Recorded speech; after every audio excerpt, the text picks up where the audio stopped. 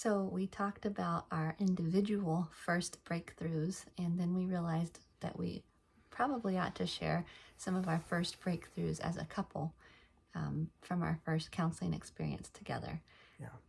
One of the first things that I remember as a couple getting real breakthrough in was when Tate shared with me how our counselor had said that feelings are just feelings. They're not good, they're not bad, they're neutral, which was a huge game changer, at least in my mind, and I believe in yours too, because we often operated before then off of this kind of charged atmosphere of like a hierarchy of feelings, like good feelings, bad feelings, and of course that created a lot of judgment between us, a lot of stress, a lot of trauma if one of us was feeling bad feelings as opposed to good feelings. Mm-hmm.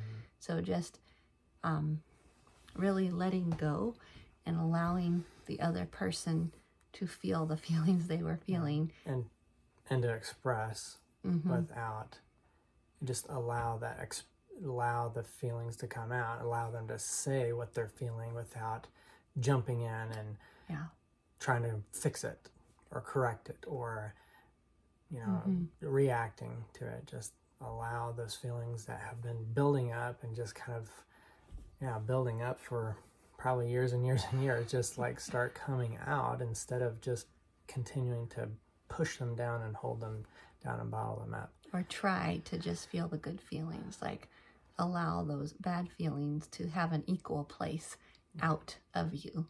And that was probably the springboard to into the next step, I guess, in our working through things, that I could start learning to be vulnerable.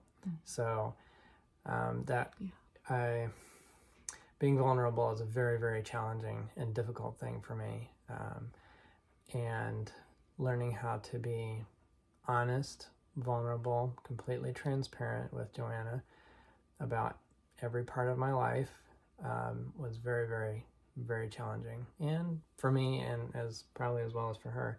But what it did over time is it started building trust. Because if I'm not hiding anything, you can trust them. Which we'll say more on that another time. Yeah. I did want to add that for me, the vulnerability part really came into play in that like good, bad hierarchy again, because, I could be vulnerable with Tate in some ways, but not other ways, like things that were quote unquote bad or things that were more struggles or things that I was afraid would make him react. So for me, the vulnerability part was really learning how to be honest about those things that had been like fearful to share or that I prejudged he wouldn't like or something. So that was my kind of hump to get over, was to just be willing to share those harder parts. And I will say that for Tate being vulnerable with me, even though it was really hard for him, as he kind of mentioned, it really did a lot to like help my heart.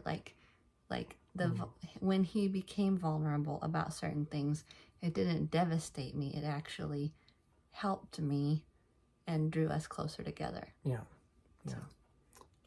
Okay. Yeah. That's it for now.